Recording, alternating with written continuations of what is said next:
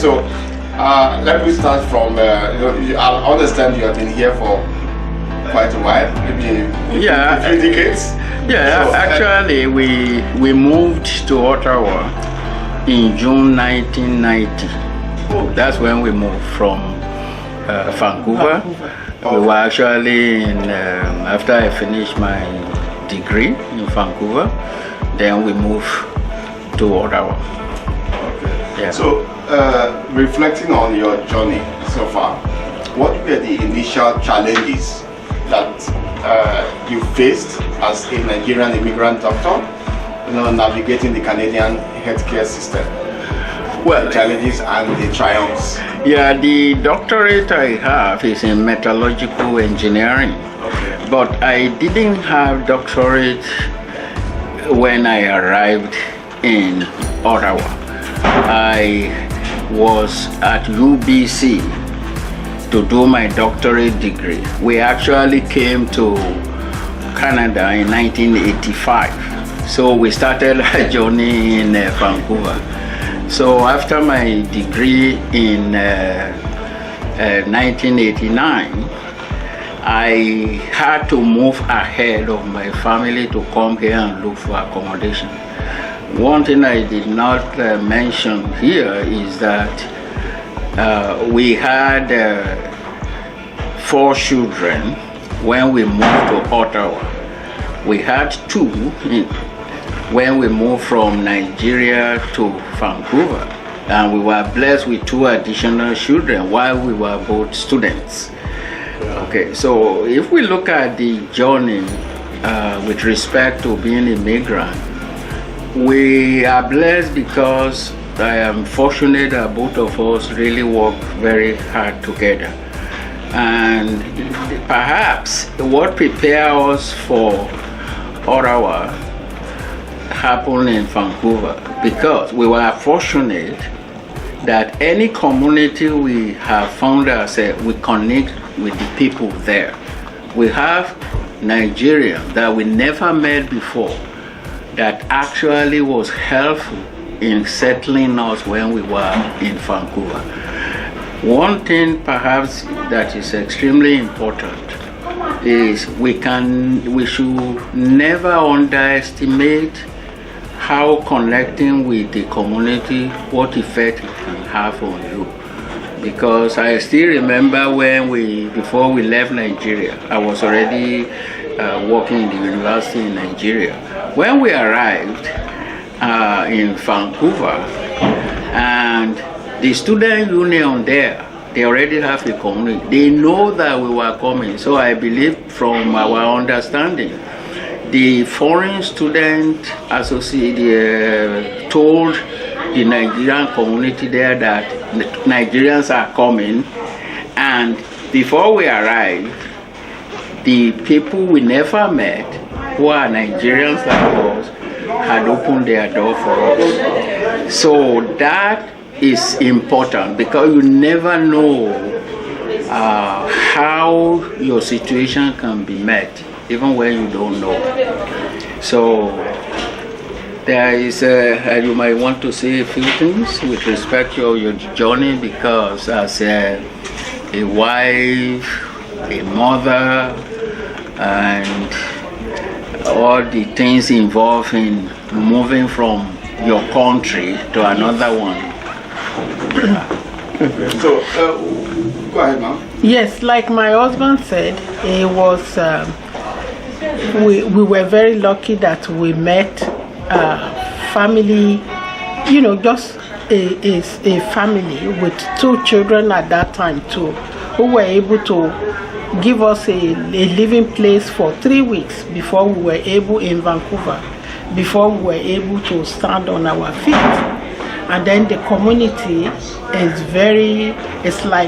it's like similar to where we are today, where people try to cater for each other and try to know what do you need and what, pointing you to the store where you can get cheaper stuff. If you need blanket, if you need whatever, that anybody that has it can supply and give to you. just temporarily settling you. So we were very lucky that we were able to have such a community when we arrived in Vancouver. And meanwhile, when my husband was a student in Madison, Wisconsin, in U.S., because we've been in U.S. too before we came to Vancouver. We were in U.S. from 1976 to 1981. So that place is where we had our two beautiful girls then, 1979 and 1981. That we have those two girls. And then we were only back into Nigeria for 3 years before we came back for him to finish his to do his PhD in Madison and in Vancouver, British Columbia, University of British Columbia, Vancouver. So after that, then that's where the children started growing up, of course, and then the children, they got into issue of prejudice in schools. It's always there. We can't push that aside. But we stood our ground and let our children know that you were born of African race. You were born as a Nigerian. Your parents are from Nigeria, even though that you are born in U.S. and Canada, because we have two boys in Vancouver. We still a Nigerian. We let the children know, and even sometimes when school kids are so brutal to them, we take it as our own responsibility. I remember when I went to the school and told the school, my children, because they would say, I will lick you, you are chocolate. I said, no, my children is not chocolate. They are from African descent, so they have to have black skin. So, yeah. Okay, now, would you say, based on your experience coming into a new culture, yes, and experiencing some goodwill from Nigerians you met in a foreign land, yes, and would that be part of what is driving your support for something like this? Yeah, I think the way for me is a little different. It's different because growing up in Nigeria, a Yoruba man, I always phrase it like this. Even in the town you are born in, there are different streets, there are different places. When you are coming from street X to street Y, there is a subtle discrimination. They say you are living in street X, you are living in street Y. Street X may be more higher rank and all this. So that has framed it for me that there is foundational discrimination in human beings. It doesn't matter what you look like. Now, what makes it more challenging for us immigrants, your color is different. You also have assets. You are going to learn from school. The people teaching you, who are teaching you, they are not accommodating how you speak or how you hear. So the complexity for immigrants is more than being smart academically. First of all, you must understand what they are saying. The other part, you must also be able to tell them, for them to hear you. So one of the things both of us are very lucky, because it's two-way education for our kids. The kids who are taunting them, as my wife said, they don't really understand it. They just see somebody, it's like, you are in our space. What are you doing here? Yeah. So that aspect, we have to prepare our kids. This is going to happen. As parents, we must not live in the dark and say there is no discrimination. Yeah. The way we try to explain it, discrimination is everywhere. yes. However, if you now have to face this additional ability to learn, particularly as an immigrant, you are paying more money for the education you are getting. So you have to find a way to not let this discrimination thing distract you from your goal. Yes. And we saw quite a good sense of that, even for our own case. So what I always like to say to groups like this is, you must understand that people looking at you don't fully understand you. They really don't know you. Many are doing whatever they're doing from ignorance. The other thing I always remind myself is I must understand the system for it itself to work for me. So that has been very helpful. The biggest thing that we had here, if you are married and you have children, you must be present in your home and in the community that is organized to help. Because while we were in Madison, while we were in Vancouver, while we were here, the school have parent-student association, parents have opportunity to go to the school. They will tell you how your parent teacher. I will recommend highly, if they still do it, take full advantage of it as parents, because if your kids are telling you something and you don't believe them or you don't understand, those are areas you can clarify. My wife did an excellent job there. He will explain to the teacher how we differ, why we differ. And from that way forward, there is more respect. There is also more better community relation between us and the teachers. Now they have a better feel. It's not just a number anymore. They can put a face. So I think for us being invited to this event today, and I told Francis a couple of days ago, I don't know how many of you connected with this. We are doing an incredible job, because either we like it or not. As I was saying to a few people, this is where we are now. Yes. I cannot think, I'm a Nigerian, I'm a Canadian. So you must believe you belong here. Nobody, you should never give up on your ability to achieve your goal. Yes. And the other thing that I have find helpful is, if you are a student here or you are working with Canadian, who is Canadian whatever time they immigrate here, don't be shy to ask questions. If they say something to you, it may be offensive, you can ask, why did you say that? We don't have to go on a cuff right away, because sometimes they say something and when you ask that question, they are taken aback, because they realize this person is a human being like me too. And then from that way forward, we are able to do a lot better together. Again, as we probably wrap this up, whatever you guys are connected, I am so happy to see that many people, and also come with their children. That is a very, very important thing you don't, because on a cold day like this that we were saying earlier on, when they see you are there with all the type of people that come, that also will help them when they get back to school, that, oh, my parents are into something that should be of interest to me. So we are really very blessed, and we are really also fortunate to meet you guys. And we just hope, we understand this is the first time, the end of year party. I think you guys are just getting started. Yeah. I can see next year becoming much bigger. Yes. And I also like the organizing, the dancing and all those things we've enjoyed. And the food is excellent. Yeah, that's the way I see it. And before we round up, sir, yes, you mentioned that you've been out of the country since 1976. Yeah, we went back for 3 years. Yeah. We were back, and I think at least you've been married since that, and you've been married since. We've been married since 1976. I just want you to maybe throw some light into how married people can really, especially when they move to a new country, a new culture. Yeah. So how they can, stay together, like using your example. Yes. Quite frankly, the story here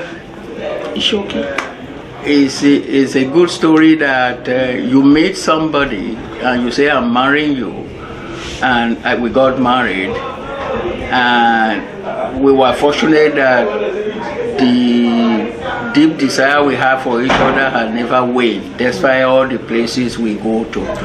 And that's the easiest thing I can say. It's like when you make a decision, if you are fortunate that decision turned out to be right, because you both are doing what will make that relationship stronger each year, it can endure. But it's important to think, always look back at how you get started. Yeah. Because one thing we have found, my wife said something that we don't want to go into all the story, but what we have found, you must be together with the valley and the top of the hills. Yeah. If husband and wife can remember that, if your husband make a decision that may not turn out great, you must be with her, if the wife is the case. So that will give you opportunity to work together as a family. That's what we found. For me to throw a light into that is the fact that husband and wife, you've got to be able to have one voice. If my husband, for example, around the children, sometimes, when our kids were young, they will say, oh, I'm going to go to dad, and daddy will say yes. And daddy will say, what did mama say? They will say, mama say no. Okay, daddy will say, well, I say no. Because mama and me, we are the same. Yeah. We're one. So that really helped our relationship, especially when our children are growing up. And we make sure in our family to be truthful. You have to if you are somebody who will lie in front of your kids no matter what, that is what is going to propel them in life. You have to be truthful with the kids, with your spouse.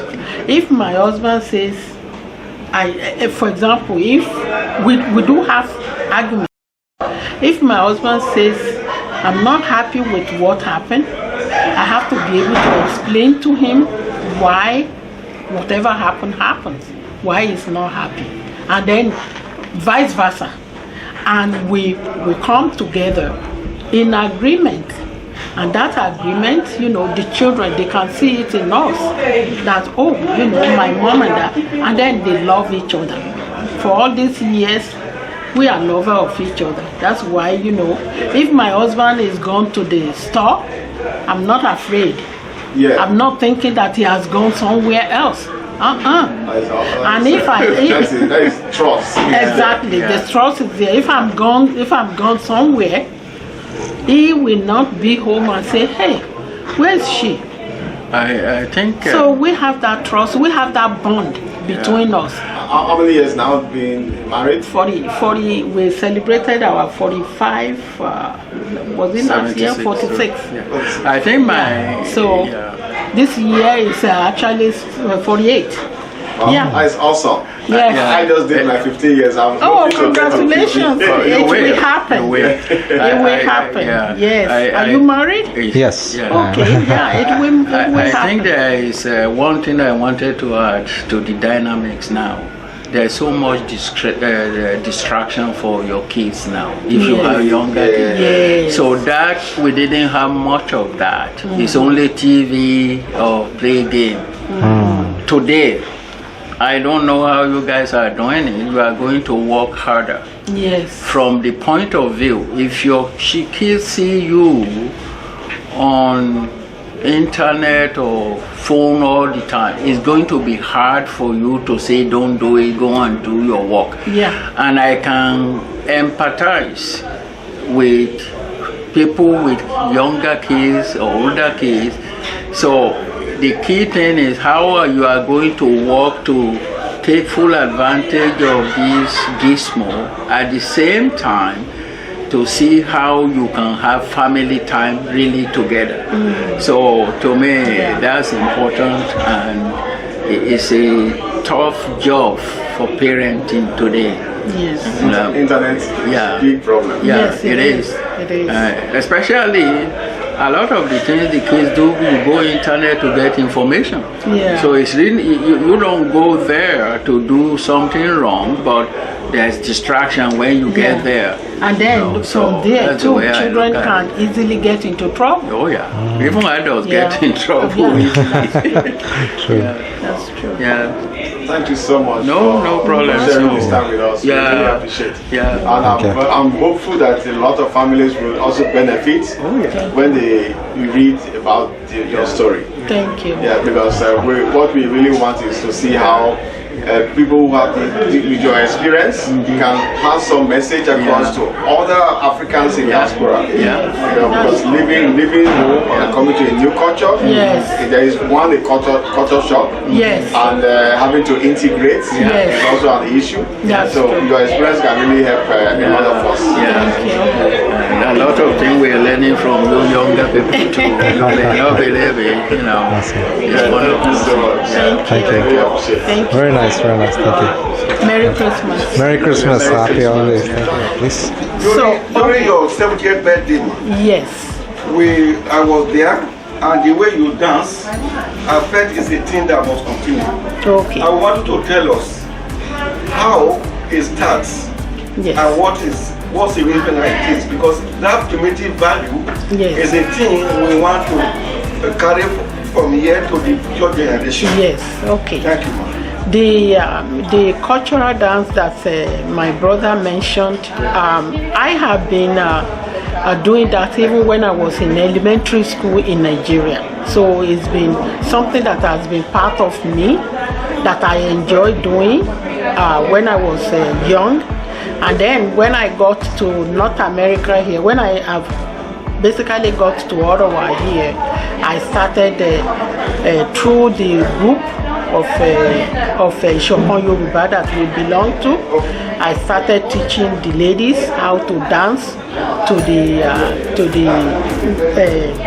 cultural music.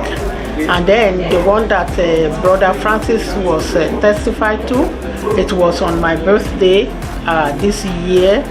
That was July 20, that I actually, during my event, I decided that I was going to do a cultural dance solo by myself, just for my people and for friends who were at the event to enjoy my dancing, because personally I love to dance. So I was able to do that, and then Francis is going to send you guys the copy of that, because I don't have it on my phone. The one I have on my phone, I cannot release it because it belongs to the group. I don't want, because I have other people, and thanks to my husband who quickly come in and caution me, because if not, you don't want to do something that will make other people unhappy. So that is it. Francis will let you know about the one I did. Thank you so much. No worries. Thank you, madam. Thank you.